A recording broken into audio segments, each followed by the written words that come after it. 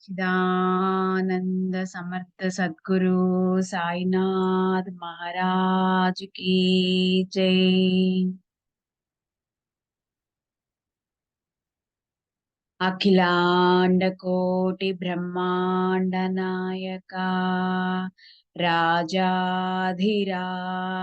योगिराज परब्रह्म साईनाथ महाराज की जय। नमस्कार साष्टांग श्री साईनाथा। नमस्कार साष्टांग श्री साईनाथा। नमस्कार साष्टांग श्री साईनाथा। సాయినాథులకి అనంతకోటి నమస్కారాలు తెలుపుకుంటూ, శ్రీ గణేశునికి మన నమస్కారాలు, శ్రీ సరస్వతీ దేవికి మన నమస్కారాలు, శ్రీ గురు మహారాజుకి మన నమస్కారాలు, శ్రీ కులదేవతకి మన నమస్కారాలు, శ్రీ సీతా శ్రీరామచంద్రులకి మన నమస్కారాలు, శ్రీ సద్గురు సాయినాథులకి మన నమస్కారాలు, హేమాడ్ పంత్ గారికి మన నమస్కారాలు, నింబాల్కర్ గారికి మన నమస్కారాలు, విమలా శర్మ గారికి మన నమస్కారాలు, గురువు గారు శ్రీరామ్ సార్కి మన నమస్కారాలు, మనకి ఈ పుస్తకాన్ని అందించిన అనిత గారికి ప్రేమతో కృతజ్ఞతలు, అలాగే గురువు గారు నారాయణ శర్మ గారికి మన నమస్కారాలు. ప్రత్యక్షంగా పరోక్షంగా ఎంతో మంది గురువులు మనల్ని దగ్గరుంచి ఇంత చక్కగా మనకి ఇంత జ్ఞానాన్ని మనకు అందిస్తున్న ప్రతి ఒక్క గురువుకి మన నమస్కారాలు. ప్రకృతి మాతకి, ఎందుకంటే ఆ ప్రకృతి మాతే లేకపోతే మనం ఇలా కూర్చుని ఇంత చక్కగా మనం ఇలా పనులు చేసుకోలేము. ఇంత చక్కని గ్రంథాన్ని గ్రంథపఠనం చేసుకుని ఆ శక్తిని, ఆ స్థైర్యాన్ని, ఆ ధైర్యాన్ని ఇస్తున్న ఆ తల్లికి ప్రణమిల్లుతూ 13వ అధ్యాయము శ్రీ భీమాజీ క్షయ నివారణ. శ్రీ సాయిబాబా భీమాజీ పాటిల్ క్షయరోగాన్ని నయం చేయటం. శ్రీ సాయిబాబా మాటలు ఒక్క వాక్యంలో సంక్షిప్తంగా భావాన్ని వ్యక్తం చేసేట్లుగా ఎంతో చిన్నవిగా ఉండేవి. అయితే అర్ధ గంభీర్యం వల్ల వాటిని తెలుసుకోవటం కష్టంగా ఉండేవి. వైశాల్యంతో అవెంతో ప్రశస్తంగా ఉండేవి. అయితే ఐక్యతలో కూడా అవి అలాగే ఉండేవి. అలా బాబా మాటలు వాటిలోని భావార్థం మూలంగా ఎంతో గంభీరంగా ఉండేవి. ఎప్పటికీ నిరర్ధకంగా లేదా వ్యర్థ ప్రేలాపనలుగా ఉండేవి కావు. ఎంతో సౌమ్యంగా, శాంతంగా, అత్యంత అమూల్యమైనవిగా ఉండేవి. మొదటి నుంచి చివరి వరకు ఒక్కలాగే ఉండేవి. దైవవశాత్తు ప్రాప్తించిన దానితో తృప్తిపడి వ్యవహరించాలి. సదా సంతుష్టులై ఉండాలి. దేని గురించి చింతించకూడదు. అరే, నేను ఇల్లు వాకిలి లేని ఫకీరుని. ఏ బాదరబందీ లేకుండా చింతలన్నీ వదిలేసి ఒక చోట హాయిగా కూర్చున్నాను. అయినా అనివార్యమైన ఈ మాయ నన్ను కూడా బాధిస్తోంది. నేను దాన్ని మరచిపోయాను. అయినా అది నన్ను మరవటం లేదు. నన్నది నిరంతరం పట్టుకుంటోంది. అది హరి యొక్క ఆదిమాయ. బ్రహ్మదేవుడు మొదలైన వారిని కూడా అది ఆకాశానికి కొట్టేస్తుంది. అక్కడ నాలాంటి నిరుపేద ఫకీరు అనగా ఎంత? హరి ప్రసన్నుడైతేనే దాని పీడ విరగడవుతుంది. హరి యొక్క అఖండ భజన చేయకుండా మాయని నివారించటం శక్యం కాదు. అలా మాయ గొప్పతనాన్ని బాబా తమ భక్తులకు చెప్తుండేవారు. హరి సేవతో, పూజతో దాన్ని శాంతింప చేయటానికి సదా భజన చేస్తే స్థితిని ప్రశంసిస్తూ ఉండేవారు. మహాత్ములు నా చైతన్య మూర్తులు అని శ్రీకృష్ణ భగవానులు భాగవతంలో ఉద్ధవుడికి స్పష్టంగా చెప్పిన మాటలు తెలియని వారెవరుంటారు? కనుక భక్తుల శ్రేయస్సు కోసం దయాసాగరులైన సాయి సమర్థుల సత్య అర్ధయుక్త పలుకులను వినమ్రతతో విందాం. పాపాలు కడుక్కుపోయిన ఆ నిజమైన పుణ్యాత్ములే నా భజనను పట్టుకొంటారు. వారే నన్ను తెలుసుకుంటారు. సాయి, సాయి, సాయి, సాయి అని నిత్యము ఉచ్చరిస్తే నేను సప్త సముద్రాల అవతలున్నా కూడా శ్రద్ధతో, విచారపూర్వకంగా వారిని రక్షిస్తాను. ఈ నా మాటల మీద విశ్వాసం పెట్టండి. అప్పుడు ఖచ్చితంగా మీకు శ్రేయస్సు కలుగుతుంది. నాకు ఏ రకమైన పూజ అవసరం లేదు. నాకు అష్టోపచార, షోడోపచార పూజలు, ఉపచారాలు అక్కర్లేదు. అపరిమితమైన భక్తి భావం ఉన్న చోటే నా నివాసం ఉంటుంది అని బాబా భక్తులపై ప్రేమ వల్ల పదే పదే చెప్పేవారు. ప్రేమలొలికే ఆ మాటలు ఇప్పుడు గుర్తుకు తెచ్చుకుని మనసుని పరవశింపచేద్దాం. అలా వారు శరణన్న వారిని వెన్నంటి ఉండే దయామయులైన సాయి సఖుడే. భక్తుల పక్షం చక్కగా వహించి ఆయన చేసిన విశేషం చూడండి. అనేక చోట్ల తిరిగే మనస్సుని శ్రద్ధాయుక్తంగా ఏకాగ్రం చేసి ఈ వినూత్న కథా సుమాన్ని సమూలంగా ఆఘ్రానించండి. అప్పుడు మీ కార్యాలు సాఫల్యం చెందుతాయి. సాయి నోటి నుంచి జాలువారే అమృత వృష్టి ఇక్కడ పుష్టిని అంటే సంతోషము, తృప్తి, తుష్టి, ప్రగతిని చేస్తుంది.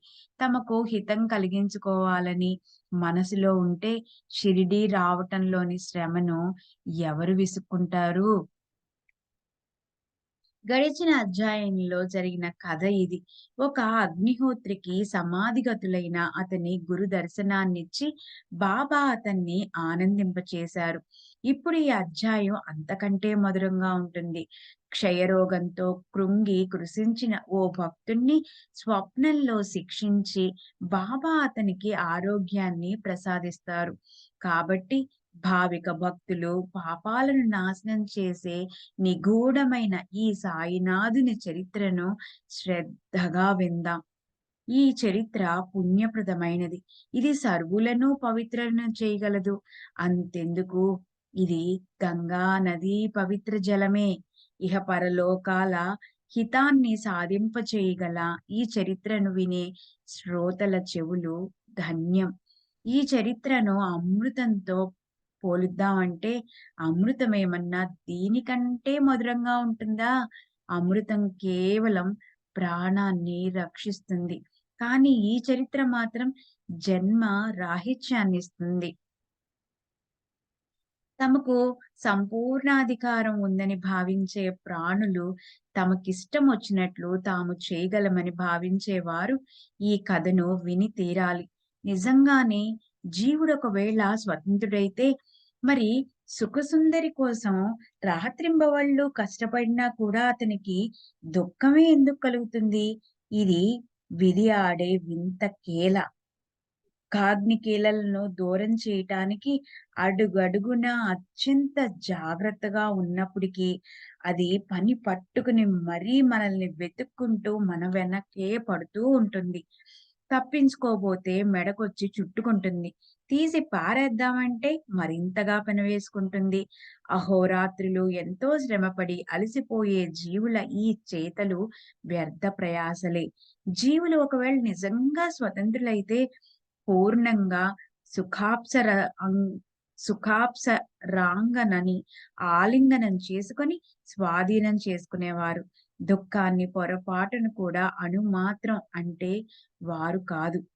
స్వతంత్ర బుద్ధి ఉంటే పాపం చేయటం ఎప్పటికీ జరిగేది కాదు. పుణ్యాన్ని పుష్కలంగా సంపాదించుకుని సుఖాలని సమృద్ధిగా పెంచుకునేవారు. అయితే జీవులు స్వతంత్రులు కారు. వారి వెనుక కర్మతంత్రత అంటే కర్మ ప్లస్ అధీనత.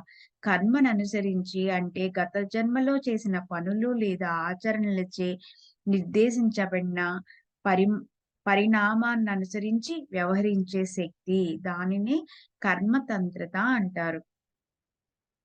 అది అందరికీ నడుస్తుంది. ఆ తంత్రం ఆడే ఆట అది విచిత్రం. కర్మలన్నిటినీ చేసే సాధనం ఆ తంత్రం చేతిలోనే ఉంటుంది. పుణ్యకర్మలు చేయటం వైపు జీవులు లక్ష్యం పెడతారు. అయినా కూడా అయి పాదాలు మాత్రం పాప కర్మల వైపు పరుగులెత్తుతూ ఉంటాయి. మంచి పనుల వైపు మరలి వాటిని వెతుకుతూ పోతే చెడు కర్మలే శరీరాన్నొచ్చి చుట్టుకుంటూ ఉంటాయి. పూణే జిల్లా జున్నూర్ తాలూకాలోని నారాయణ్ గావ్‌కు చెందిన భీమాజీ పాటిల్ కథను ఇప్పుడు విందాం. అది నోరూరించే మధురామృతమే.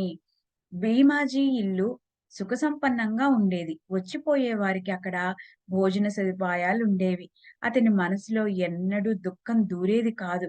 ముఖంలో మందహాసాలే చిందులు వేసేవి. దైవ సంకల్పం విలక్షణమైనది.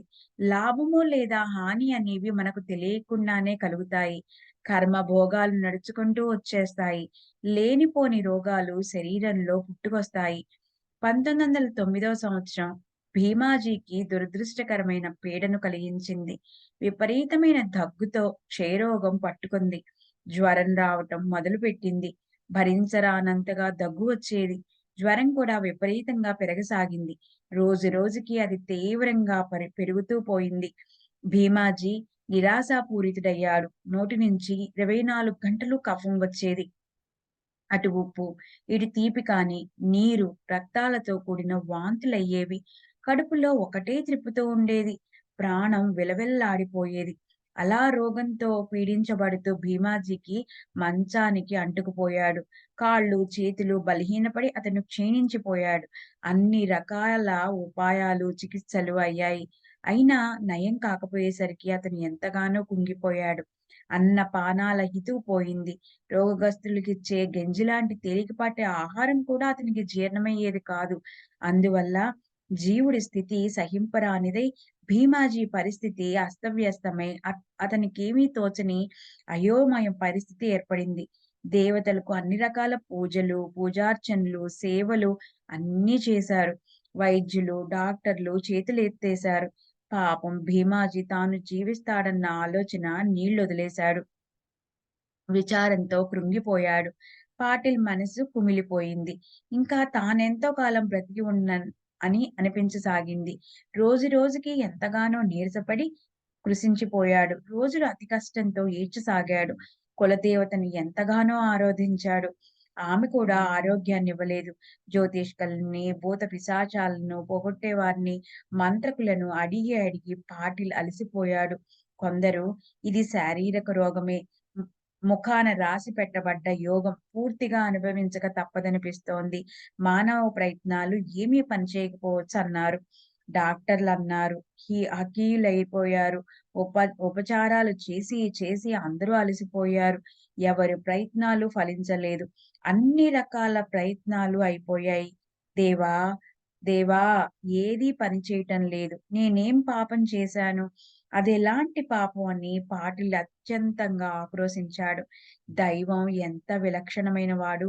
సుఖాల్లో మునిగి తేలే వారికి తన స్మరణను ఒక్క క్షణం కూడా అవనీయడు.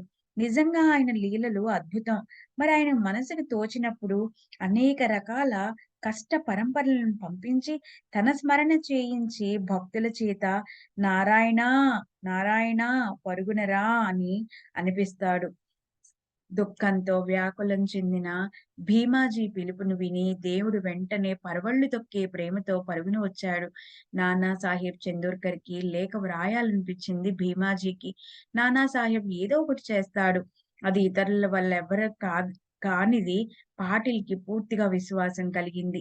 అదే అతని పాలిట శుభశకునమైంది. అదే అతని రోగం తగ్గటానికి కారణమైంది.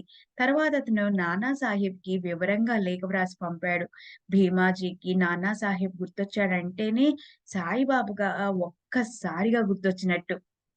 రోగం నయమవటానికి మార్గం సుగమమైంది. మహాత్ముల చాతుర్యం తర్కానికందనిది. అది కాలపు చక్రము అనే రచన అయినప్పటికీ అక్కడ కూడా ఈశ్వరుడి సంకల్పమే ఉంటుంది. కనుక ఎవరైనా సరే మరో రకంగా ఆలోచించి ఊరికే గొప్పలు చెప్పుకోకూడదు. మంచి, చెడు, కర్మల సూత్రధారి ఈశ్వరుడే. చంపేవాడు ఆయనే, తప్పించేవాడు ఆయనే, చేసేవాడు ఆయనొక్కడే. పాటిల్ చందోర్కర్‌కి ఇలా వ్రాసాడు.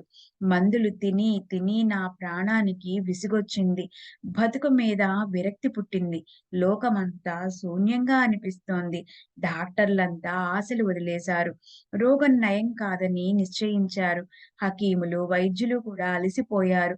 నా ఆశలు అడుగంటిపోయాయి. అయినా మీ పాదాలకు ఒకే ఒక్క విన్నపం. నన్నొచ్చి మీరు తప్పక కలవండి. ఇదే నా మనసులోని ఆకాంక్ష. చందోర్కర్ ఆ లేఖను చదివాడు. అతని మనస్సు కూడా బాధ అనిపించింది. భీమాజీ గొప్ప వ్యక్తి. నానాకి జాలేసింది. అతను జవాబు రాశాడు. సాయిబాబా పాదాలు పట్టుకుంటమే అదొక్కటే వైద్యం. లేదా నయం కావటానికి మార్గం. ఆయనే అంటే సాయినాథులే తల్లి, తండ్రి. సాయినాథులే అందరికీ కరుణ కురిపించే అమ్మ. పిలవగానే పరుగున వచ్చి దయతో అక్కున చేర్చుకుంటారు. పిల్లలకు ఎలా తృప్తి కలుగుతుందో అది అమ్మకే తెలుస్తుంది. సాయినాథులు దర్శనంతో కుష్టు వ్యాధే మాయమవుతున్నప్పుడు ఇది ఇక క్షయరోగముననగా ఏ మాత్రమూ సందేహించకు. వెళ్ళు. సాయినాథులి పాదాలను గట్టిగా పట్టుకో. భక్తులు కోరినవన్నీ ఇచ్చేయటమే సాయినాథుని వ్రతము. కనుక చెప్తున్నాను త్వరపడు. సాయినాథుని దర్శనం చేసుకో. భయాల్లోకెల్లా అతి భయం మరణం. అది కాక మరొకటేమైనా ఉంటుందా? వెళ్లి సాయిబాబా పాదాలు గట్టిగా పట్టుకో. ఆయన్నొక్కరే నిన్ను నిర్భయులుగా చేయగలరు వారు. ఇక్కడ భీమాజీ బాధ సహింపరానిదయింది. అతని ఆయుష్షు చివరి స్థితికి వచ్చింది. నానా లేఖ చదువుకుని సాయిబాబాని ఎప్పుడెప్పుడు కలుద్దామా?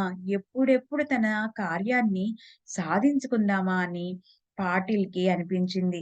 అతనికెంతో కంగారు పుట్టింది. సామానంతా సర్దండి. రేపే ప్రయాణానికి సిద్ధం కండి. షిరిడీ మార్గం పట్టుకుందాం అన్నాడు. ఈ ఈ ప్రకారంగా దృఢ నిశ్చయం చేసుకొని అందరి దగ్గర సెలవు తీసుకుని పాటిల్ సాయి మహారాజ్ దర్శనం కోసం షిర్డీకి బయలుదేరాడు. భీమాజీ తన వెంట బంధువులను తీసుకుని వెంటనే బయలుదేరాడు. షిరిడీ తనకు ఎప్పుడెప్పుడు కనిపిస్తుందా అని అతని మనస్సు ఉవ్విళ్ళు ఊరిపోతోంది. మసీదు ఎదురుగా ఉన్న 4 వీధుల కూడలి వద్దకి బండి వచ్చి ఆగింది. నలుగురు మనుషులు భీమాజీని ఎత్తి మసీదులోకి తీసుకొచ్చారు. నానా సాహెబ్ అతని వెంటనే ఉన్నాడు. సాయిబాబా చరణ కమలాలకు సులభంగా లభింపచేయగల మాధవరావు అక్కడికొచ్చాడు. పాటిల్‌ని చూసి, "బాబా, శ్యామ, ఇలాంటి దొంగలను ఎంతమందిని తీసుకొస్తావు నా మీదకు? ఇలా చేయటం ఏమన్నా బావుందా?" అన్నారు. భీమ్ భీమాజీ సాయి పదద్వయంపై తలపెట్టి ఇలా అన్నాడు. "ఓ సాయినాథా! ఈ అనాథపై కృప చూపండి. ఓ దీనానాథా! నన్ను కాపాడండి." పాటిల్ వ్యధను చూసి సాయినాథునిలో కారుణ్య సుధా రసధారలు ఉప్పొంగిపోయాయి. అప్పుడే తన దుఃఖం ఇక దూరమవుతుందని పాటిల్‌కి విశ్వాసం కలిగింది. భీమాజీ పాటిల్ అలా అస్తస్థుడవటం చూసి మృత జీవితాన్ని అమృతమయంగా మార్చగల కృపాసాగరులైన సాయి సమర్థుల మనసు ఎంతగానో ద్రవించిపోయింది. నిండు జాబిల్లి కురిపించే పండు వెన్నెల్లాంటి చిరునవ్వులు చిందిస్తూ ఇలా అన్నారు. "ఇప్పుడిక్కడ కూర్చో. చింత వదిలేయ్. విచారగ్రస్తంగా ఉండకు. ఊరికే మనస్తాపం పెట్టుకుని దుఃఖించకు. షిరిడీలో అడుగు పెట్టగానే నీ ప్రారబ్ధం అంతమైంది. సంకటాల సాగరంలో మెడలోతున మునిగి ఉన్నా, లేక మహా దుఃఖాల గోతిలో పూడ్చి పెట్టబడ్డా కానీ, ఈ మసీదు తల్లి మెట్టెక్కిన వారు సుఖాన్నిస్తారని తెలుసుకో. ఇక్కడి ఫకీరు గొప్ప దయామయుడు. నీ వ్యధను సమూలంగా పెకిలించి వేస్తారు. సాయినాథులు గొప్ప కరుణామయుడు. ప్రేమతో నిన్ను కాపాడుతారు. కనుక నీవు హాయిగా ఉండు. వెళ్ళి భీమాబాయి ఇంట్లో ఉండు. 1, 2 రోజుల్లో నీకు నయమైపోతుంది." సాయిబాబా నోటి నుంచి జాలువారిన ఆ మాటలు విన్నప్పుడు మరణించే మనిషిపై సుధామృత ధారలు వృష్టి కురిసి వెంటనే ప్రాణాలు తిరిగి వచ్చినట్లనిపించింది. పాటిల్‌కి తృప్తి కలిగింది. మరణ మార్గాన్ని పట్టినవాడికి అమృతం లభించినట్లు దాహంతో పరితపించేవాడికి నీరు లభించినట్లు పాటిల్‌కి తృప్తి కలిగింది. మొదట ప్రతి 5 నిమిషాలకి అతని నోటి నుంచి వెంట రక్తం పడేది. అయితే బాబా ఎదుట ఒక్క గంట సేపు కూర్చున్న మీదట అది తగ్గిపోయింది. రోగం ఏమిటని పరీక్షించి చూడలేదు. రోగం ఎందుకు వచ్చిందని కారణాన్ని అడగలేదు.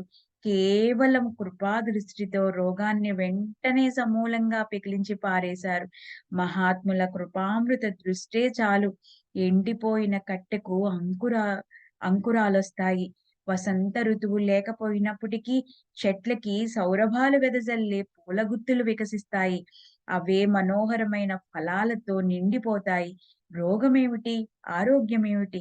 పుణ్య పాపాలు నశించకుండా లేదా వాటిని అనుభవించకుండా అవి వదిలిపోవు. ఇతర ఉపాయాలు పనిచేయవు. కేవలం అనుభవిస్తే మాత్రమే అవి నశించిపోతాయి.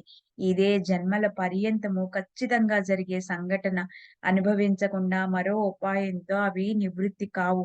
అయితే అలాంటప్పుడు అదృష్టవశాత్తు కలిగిన ఒకానొకడి మహాత్ముడి దర్శనం వ్యాధి అనే దుఃఖాన్ని నశింపచేయగల ఔషధం. అప్పుడు రోగంతో పీడించబడే వ్యక్తి తన రోగాన్ని యాతన లేకుండా సహించగలుగుతాడు. రోగం కఠినమైన పీడలను లేదా క్లేశాలను అనుభవింపచేస్తుంది. అయితే మహాత్ములు కరుణామృత దృష్టిని ప్రసరించి ఆ రోగానుభవాన్ని నివారించి వారి దుఃఖ తీవ్రతను తెలియకుండానే నివారిస్తారు. బాబా పలికిన పలుకులు ఖచ్చితంగా రోగ నివారణకు ఔషధ గుళికలు. నిశ్చయంగా నయం చేసే ఔషధాలు అవే. ఒక్కసారి నల్ల కుక్కచే పెరుగన్నం తినిపించి ఒక భక్తుడి చలి జ్వరాన్ని నయం చేశారు. కథలో పిట్ట కథేమిటి అనిపించవచ్చు కానీ, ఈ సారాంశాన్ని వింటే అది ఉచిత కథ అని తెలుస్తుంది. అసలు వాటిని గుర్తు చేసేవారు కూడా సాయే. నా కథను నేనే చెప్తాను అని సాయి చెప్పారు. ఆయనే ఇప్పుడు ఈ కథను నాకు చేసి గుర్తు తెప్పించి చెప్పిస్తున్నారు. బాబా గణపత్ అనే పేరుగల ఓ దర్జీ బాబాకు గొప్ప భక్తుడు. అతను ఒకసారి బాబా ముందుకొచ్చి ఎంతో దీనంగా ఇలా విన్నపం చేశాడు. బాబా, నేనేం పాపం చేశానో గాని నన్నీ చలి, జ్వరం వదలటం లేదు. ఎన్నో ప్రయత్నాలు చేశాను. అయినా కూడా ఇది నా దేహాన్ని వదలటం లేదు. ఇప్పుడు నేనేం చేయను? చెట్ల మందులు మొదలైన అన్ని ఔషధాలు అయ్యాయి. ఇప్పుడు మీరు నాకు ఈ జ్వరాన్ని తగ్గించగల ఉపాయం చెప్పాలి. అప్పుడు బాబా మనసులో దయామృతం ఉప్పొంగింది. ఆయనిలా అన్నారు. లక్ష్మీదేవి గుడి దగ్గర నల్ల కుక్కతో కొన్ని పెరుగన్నం ముద్దలు తినిపిస్తే నీ రోగం వెంటనే నయమవుతుంది. బాల భయంగా ఇంటికెళ్ళి చూస్తే అక్కడో గిన్నెలో అన్నము, దాని పక్కన పెరుగు కనిపించాయి. బాల మనసులో ఇలా అనుకున్నాడు. పెరుగన్నమైతే దొరికింది గాని, గుడి పక్క ఇప్పుడు నల్ల కుక్క ఉంటుందా? అయితే బాలది అనవసరపు చింతే అయింది. చెప్పిన చోటికి పోయి చూస్తే ఓ నల్ల కుక్క తోకాడిస్తూ ఎదురుగా రావటం అతనికి కనిపించింది. యోగం అలా కలిసి రావటం చూసి బాలకు గొప్ప ఆనందం కలిగింది. దాంతో పెరుగన్నం తినిపించి ఆ కబురు బాబాకు చెప్పాడు. తాత్పర్యం చెప్పాలంటే ఇప్పుడు జరిగిన దాని గురించి ఎవరేమనుకున్నప్పటికీ అప్పట్నుంచి చలి జ్వరం పోయింది. అతనికి విశ్రాంతి దొరికింది. అలాగే ఓసారి బాపు సాహెబ్ బుట్టీకి కడుపులో అస్వస్థత వల్ల అదే పనిగా విరోచనాలతో పాటు వాంతులవసాగాయి. అతని అలమర అన్ని రకాల మందులతో నిండి ఉంది. కానీ అందులోని ఒక్క మందు పనిచేయలేదు. బాపు సాహెబ్ మనసులో ఎంతో గాబరా పడ్డాడు. విచారగ్రస్తుడైనాడు. ఆగకుండా అయ్యే విరోచనాలతో అతనెంతో నీరసపడ్డాడు. నిత్య నియమానుసారం బాబా దర్శనం కోసం వెళ్దామన్నా అందుకు కూడా అతనికి శక్తి లేకపోయింది. ఈ సంగతి బాబా చెవిన పడింది. ఆయన బాపు సాహెబ్‌ని పిలిపించి తమ ఎదుట కూర్చోపెట్టుకొని ఇలా అన్నారు. ఖబర్దార్! ఇక మీద మళ్ళా విసర్జనకు వెళ్ళకూడదు. వాంతులు కూడా ఆగిపోవాలి. తర్వాత అతని వైపు చూసి తర్జనితో బెదిరిస్తూ మళ్ళీ అవే మాటలన్నారు. గమ్మత్తేమిటంటే ఆ మాటల భయంతో 2 రోగాలు పారిపోయాయి. బుట్టీకి నయమైంది. మరొకసారి షిర్డీలో కలరా ప్రబలినప్పుడు దాంతో బుట్టి చాలా అవస్థపడ్డాడు. వాంతులు, విరోచనాలు విపరీతంగా అయి అతని ప్రాణాలు దాహంతో విలవిల్లాడాయి. కడుపులో వికారం పుట్టింది. డాక్టరు పిళ్ళే ఆ దగ్గరలోనే ఉన్నాడు. అతను అన్ని ఉపాయాలు చేశాడు. చివరికి ఏదీ ఉపయోగపడలేదు. అప్పుడు పిళ్ళే బాబా వద్దకెళ్ళాడు. జరిగిందంతా చెప్పి ఇలా అడిగాడు. "కాఫీ త్రాగించమంటారా? నీరు త్రాగించినా ఏది మంచిది?" బాబా ఇలా అన్నారు. అతనిచే ఆక్రోటు, బాదం, పిస్తాలను వేసిన పాలు త్రాగించమని. అదే అతనికి జావలాగా పనిచేస్తుంది. అప్పుడు అతని దాహం తీరి వెంటనే రోగం తగ్గుతుంది. నిజంగానే ఆ జావ తాగగానే బుట్టి బాధ తగ్గిపోయింది. ఆక్రోట్, పిస్తా, బాదం తింటే కలరా తగ్గటం ఏంటి? ఇది ఆశ్చర్యం కదూ! అయితే బాబా మాటలపై ఉన్న విశ్వాసంతోనే అన్నీ సఫలమవుతాయి. అక్కడ సందేహంతో పని లేదు. ఒకసారి అలందికి చెందిన ఓ స్వామి సాయి సమర్థుల దర్శనం చేసుకోవాలనే కోరికతో షిరిడీ గ్రామానికొచ్చాడు. బాబా నివాసమైన మసీదుకి చేరుకున్నాడు. అతనికి చెవికి సంబంధించిన అనారోగ్యం. అందువల్ల అతనికి శాంతి, నిద్ర కరువయ్యాయి. చికిత్స చేసినప్పటికీ పిసరంతైనా ప్రయోజనం కలగలేదు. పోటు విపరీతంగా పెరిగిపోయింది. ఏ ఉపాయము కూడా పనిచేయలేదు. కనుక షిరిడీ నుంచి వెళ్ళిపోవాలనుకుని బాబా ఆశీస్సుల కోసం అతడు మసీదుకెళ్ళాడు. సాయి చరణాలకు నమస్కరించి విభూతి ప్రసాదం లభించిన తర్వాత స్వామి సదా సర్వదా తనపై కృప చూపమని, తనని ఆశీర్వదించమని కోరాడు. మాధవరావు దేశపాండే అప్పుడు అక్కడే ఉన్నాడు. అతని స్వామి చెవి వ్యాధి గురించి బాబాకి విన్నపం చేశాడు.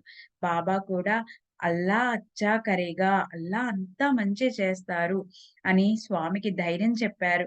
అలా ఆశీస్సులు లభించాక స్వామి తిరిగి పూణే వెళ్ళిపోయాడు. అతని నుంచి 8 రోజుల తర్వాత ఓ జాబు వచ్చింది. బాబా ఆశీర్వదించిన మరుక్షణం చెవిపోటు తగ్గిపోయింది. వాపు మాత్రం అలాగే ఉండిపోయింది.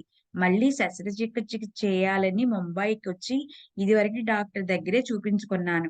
మరి బాబాకి ఈ ఇబ్బంది గురించి ఎలా తెలిసిందో ఏమో గాని చెవి వద్ద ఉన్న వాపు డాక్టర్‌కి కనిపించలేదు.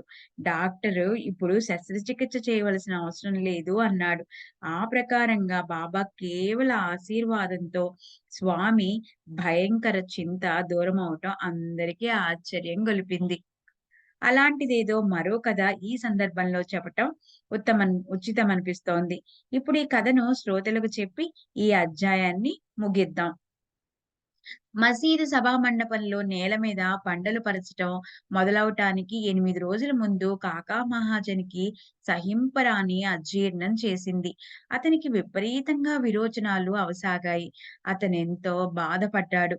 అతను లోలోపల బాబాపై భారం వేసి ఔషధాలు కానీ, చిట్కాలుగా ఏ మందులు గాని వాడలేదు. సాయిబాబా పూర్ణ సర్వజ్ఞులని మహాజనికి తెలుసు కనుక అతనా బాధను బాబాకి చెప్పలేదు. ఆయన తలుచుకున్నప్పుడే దాన్ని బాగు చేస్తారని విశ్వాసం ఉండటం వల్ల అతనా వ్యాధిని భరించాడు. ప్రారబ్ధాన్ని ఆనందంగా అనుభవిస్తాను. కానీ పూజలో మాత్రం అవాంతరం కలగకూడదు అన్న ప్రబల ఇచ్చ మనసులో మనసులో ఉంది. తరువాత విరోచనాలు ఎప్పుడు ఎన్ని అయినా సరే హారతి మాత్రం తప్పిపోకూడదని ఏం చేశాడో చూడండి. ఒక చెంబు నిండా నీరు నింపుకొని, చీకట్లో కూడా అది చేతికందేటట్లు దాన్ని మసీదులో ఒక మూల పెట్టుకున్నాడు. స్వయంగా బాబా పాదాలు నొక్కటం కోసం బాబా దగ్గర కూర్చున్నాడు. హారతికి ఎప్పుడూ ఉండాలన్న తన నియమాన్ని పాటించాడు. కడుపులో విరోచనానుమానం కలిగినప్పుడు చేతికందేంత దూరంలో ఉంచుకున్న చెంబు తీసుకొని ఏకాంత స్థలంలోకి వెళ్లి శౌచం పూర్తి చేసుకొని తిరిగి వచ్చేసేవాడు. అప్పుడు తాత్యాబా నేలపై బండలు పరిచే పనికి అనుమతి అడిగినప్పుడు బాబా అతనితో ఏమన్నారో వినండి. "నేను లెండికి పోతున్నాను. అక్కడి నుంచి తిరిగి వచ్చాక ఈ బండలు పరిచే పని మొదలుపెట్టండి." తర్వాత బాబా తిరిగి వచ్చారు. ఆసనంపై కూర్చున్నారు. కాకా మహాజని వచ్చి ఆయన పాదాలు నొక్కటం ప్రారంభించాడు. అప్పుడు కోపర్గాం నుంచి గుర్రపు బళ్ళొచ్చాయి. వాటిలో నుంచి బొంబాయి నుంచి వచ్చిన భక్తులు దిగారు. పూజా సామాగ్రితో సహా మసీదులోకొచ్చి బాబాకి నమస్కరించారు. ఇతర భక్తులతో పాటు అప్పుడు అంధేరి నుంచి పాటిల్ వచ్చాడు. పూజ కోసం పూలు, అక్షింతలు వగైరా తీసుకొని ఎదురు చూస్తూ కూర్చున్నాడు. ఇంతలో ఎదురుగా రథాన్ని నిలిపి ఉంచి ఖాళీ స్థలంలో పలుగుతో తవ్వి బండలు పరిచే పని ప్రారంభించారు. పలుగు శబ్దం విని బాబా విచిత్రంగా అరిచారు. భయంకరంగా కళ్ళు ఉరిమారు. వెంటనే నరసింహ అవతారం ధరించారు. పలుగుతో ఎవరిని కొట్టేది? వాళ్ళు నడుం విరిచేస్తాను అని బాబా సట్కా తీసుకుని లేచారు. అందరూ కూడా భయపడిపోయారు. కూలీలు పలుగుని వదిలేసి పారిపోయారు. అందరూ లేచి పరిగెత్తారు. కాకా కూడా భయపడ్డాడు. ఇంతలో బాబా అతని చేయి పట్టుకుని ఇలా అన్నారు. "ఎటు పోతున్నావు? కూర్చో." అప్పుడు తాత్యా కోటే, లక్ష్మీబాయి వచ్చారు. వారిని చూసి బాబా ఇష్టమొచ్చినట్లు శాపనార్థాలు పెట్టారు. ప్రాంగణం బయట ఉన్న వారిని కూడా బాబా చివాట్లు పెట్టారు. ఇంతలో బాబా అక్కడ పడి ఉన్న వేయించిన వేరుశనగ పప్పు గింజల సంచిని చేత్తో తీసుకున్నారు. బాబా కోపగించుకున్నప్పుడు భయంతో అన్ని వైపులా పారిపోయిన వారిలాగా ఒకరిదే ఉండవచ్చు ఆ సంచి. ఆ పప్పులు 1 కిలో ఉండి ఉంటాయి. బాబా గుప్పెడుతో వాటిని బయటకి తీసి చేతులతో నలిపి ఊది పొట్టు తీ ఊది పొట్టు తీయటం మొదలుపెట్టారు. అప్పుడు శుభ్రం చేయబడ్డ ఆ గింజలను మహాజనికి తినమని ఇచ్చారు. ఒకవైపు శాపనార్థాలు పెట్టటం, మరోవైపు గింజలు నలిపి ఇవ్వటం నడిచింది. సాయినాథులు మహాజనితో "తినేసేయ్" అంటూ అతని చేతిలో శుభ్రం చేసిన గింజలు పెట్టారు. కొన్ని తన నోట్లో వేసుకున్నారు. ఈ ప్రకారంగా ఆ సంచిలో ఉన్నవన్నీ అయిపోయాయి. గింజలయిపోయాక ఇలా అన్నారు. "నాకు దాహమేస్తోంది. నీళ్లు తీసుకురా." కాక చెంబు నిండా నీళ్లు నింపి తీసుకొచ్చాడు. అవి తాము త్రాగి కాకాని త్రాగమన్నారు. కాకా నీరు త్రాగిన తర్వాత సాయినాథులు "వెళ్ళు. ఇప్పుడు నీ విరోచనాలు తగ్గిపోయాయి. ఆ బ్రాహ్మణులంతా ఎక్కడ చచ్చారు? వెళ్లి వాళ్ళని తీసుకురా." తర్వాత భక్తులు వచ్చారు. మసీదు ఇదివరకులాగానే కిక్కిరిసిపోయింది. బండలు పరిచే పని మళ్ళీ మొదలైంది. కాకా అజీర్ణం నయమైంది. విరోచనాలకి ఇదేమి మందు? ఇక్కడ సత్పురుషుల మాటలే మందులు. మహాత్ముల మాటలనే ప్రసాదంగా భావించే వారికి వేరే మందులు కావాలా? హార్దా పట్టణానికి చెందిన ఓ వ్యక్తి కడుపు నొప్పితో 14 సంవత్సరాలు బాధపడ్డాడు. అన్ని ప్రయత్నాలు చేశాడు. అతని పేరు దత్తోపంతు. అతను షిరిడీలో సాయి అనే గొప్ప మహనీయులున్నారు. ఆయన దర్శనంతో అన్ని రోగాలు నయమవుతాయని ఆ నోట, ఈ నోట విన్నాడు.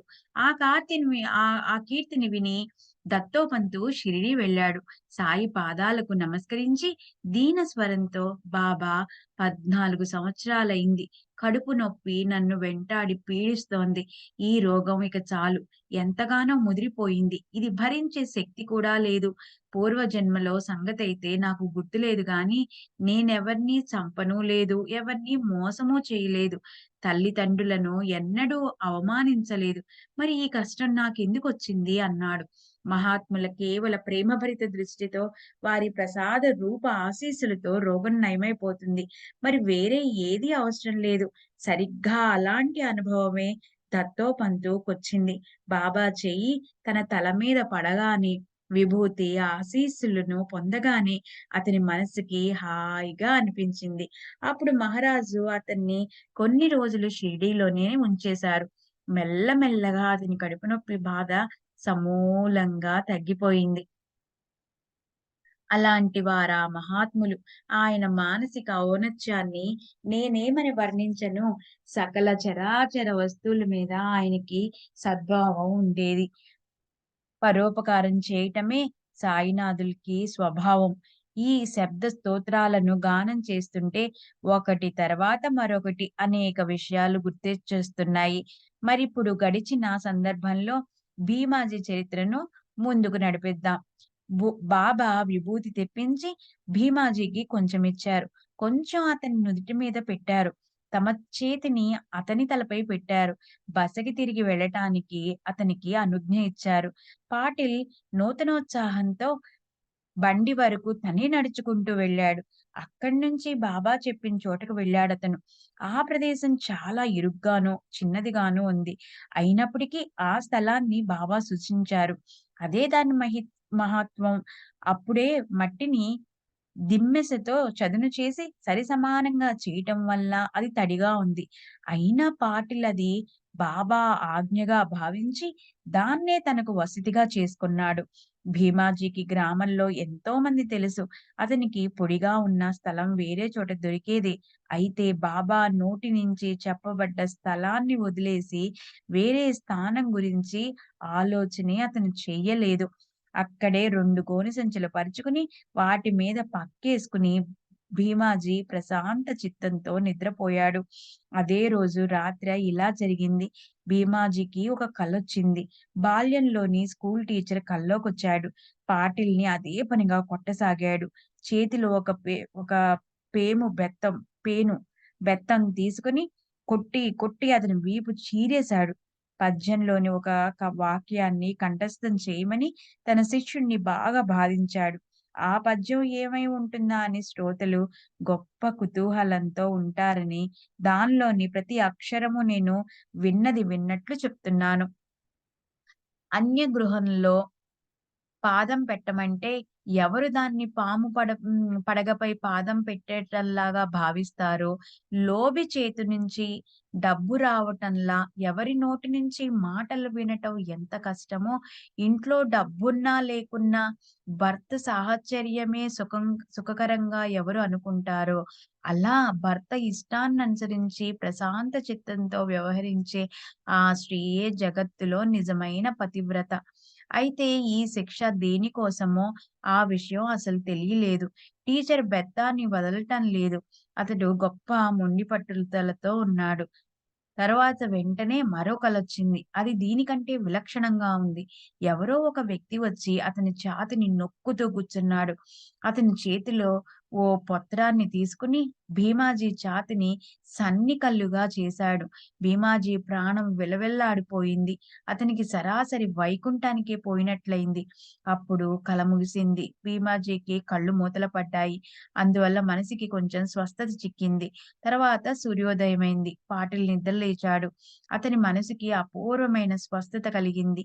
రోగం అన్న మాటే లేకుండా అది సమూలంగా సమసిపోయింది. పొత్రం, బెత్తం, సన్నికళ్ళు గుర్తుకు వచ్చాయి. స్వప్నాలను జనులు భ్రమ అంటారు. అయితే అప్పుడప్పుడు అందుకు వ్యతిరేకమైన అనుభవం కలుగుతుంది. అదే క్షణంలో పాటిల్ రోగం పూర్తిగా నశించిపోయి దుఃఖం దూర తీరాలకు పారిపోయింది. పాటిల్ మనసుకి ఎంతో సంతృష్టి కలిగింది. తను మళ్ళీ జన్మెత్తినట్లనిపించింది. అతను మెల్లగా బాబా దర్శనానికి బయలుదేరాడు. ఆత్మీయత వెలుగులు వెదజల్లే నిండు జాబిల్లి లాంటి బాబా ముఖం చూసిన పాటిల్‌కి ఆనందమనే సముద్రం ఉవ్వెత్తున ఎగిసింది. ఆనందంతో అతని మొహం విప్పారింది. కళ్ళకి గ్లాని కలిగి అవి అరమోడ్పులయ్యాయి. ఆ రెప్పల మాటు నుంచి ఉబికిన ప్రేమాశ్రువులు పరవళ్ళు తొక్కుతూ వరదలై ప్రవహించాయి. అతను బాబా పాదాలపై తన తల నుంచి ఇలా అన్నాడు. బెత్తంతో శిక్షించినందుకు, గుండెను బద్దలు చేసినందుకు పరిణామం ఖచ్చితంగా మంచి ఫలితాన్నిచ్చింది. దీనికి రుణాన్ని తీర్చుకోవటం పామరుడినైన నా వల్ల కాదు కనుక బాబా పాదాలపై నేను తలపెడుతున్నాను. దాంతోనే నాకు తృప్తి కలుగుతుంది. మరో ఉపాయం లేదు. ఓ బాబా సాయి, మీ చాతుర్యం తర్కానికి, ఆలోచనలకు అందింది. సరే. అలా బాబా కీర్తిని గానం చేస్తూ పాటిల్ అక్కడ ఒక నెల రోజులు ఉండిపోయాడు. తర్వాత నానాసాహెబ్ ఉపకారాన్ని గుర్తు చేసుకుంటూ కృతార్థుడైన పాటిల్ తన ఊరికి తిరిగి వెళ్ళిపోయాడు. అలా భక్తి శ్రద్ధలు పెనవేసుకోగా ఆనందపూర్ణంగా అయింది చిత్తం.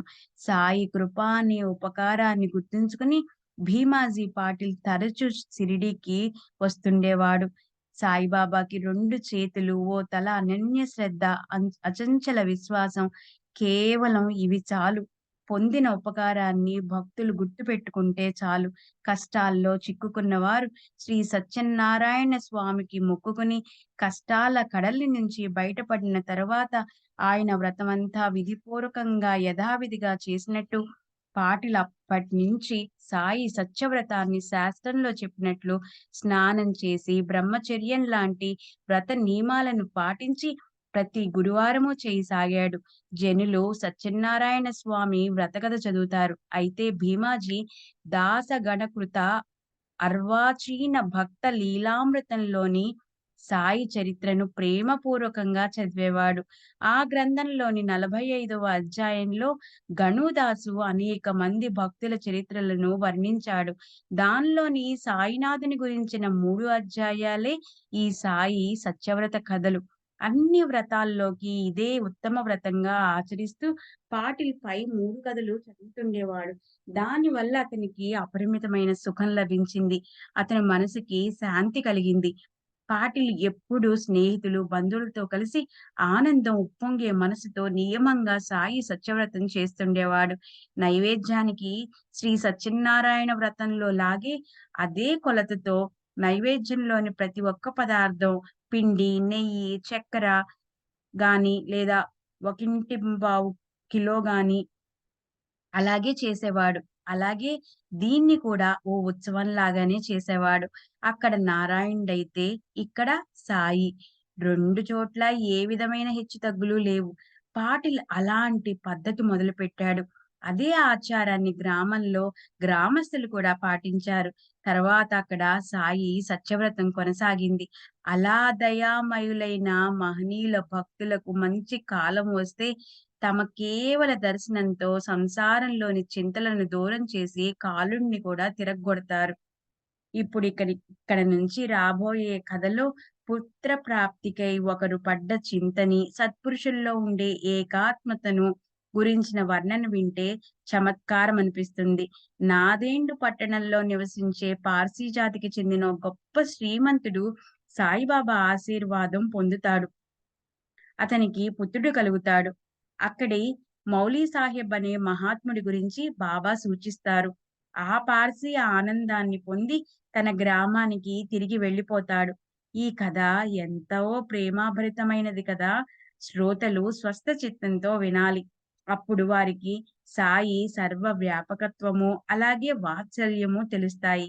హేమాడ్ పంతు సాయిబాబాకి శరణు ఇచ్చి మహాత్ములకు, శ్రోతలకు నమస్కరిస్తున్నాడు. రాబోయే అధ్యాయంలోని నిరూపణని విచారపూర్వకంగా విందాం. సర్వులకి శుభమస్తు. ఈ ప్రకారంగా సత్పురుషులు, సజ్జనులు ప్రేరణ కలిగించిన భక్త హేమాడ్ పంత్ రచించిన శ్రీ సాయి సమర్థుల సత్య చరిత్రలోని భీమాజీ క్షయ నివారణ అనే పేరుగల 13వ అధ్యాయం ముగిసింది. శ్రీ సద్గురు సాయినాథార్పణమస్తు. శుభం భవతు. సాయినాథులు చక్కగా మనల్ని సాయి సన్నిధిలో కూర్చోబెట్టి ఇంత చక్కటి జ్ఞానాన్ని మనకు అందించినందుకు సాయి నాథులకి శ్రీ సచ్చిదానంద సమర్థ సద్గురు సాయినాథ్ మహారాజ్ కీ జై.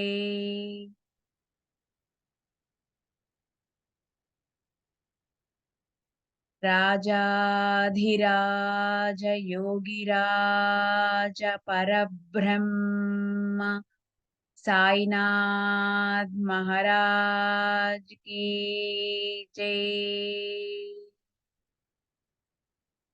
నమస్కార సాష్టాంగ శ్రీ సాయినాథ. నమస్కార సాష్టాంగ శ్రీ సాయినాథ. నమస్కార సాష్టాంగ శ్రీ సాయినాథ. సర్వే జనా సుఖినో భవంతు. లోకా సమస్తా సుఖినో భవంతు. ఓం శాంతి శాంతి శాంతి శాంతి.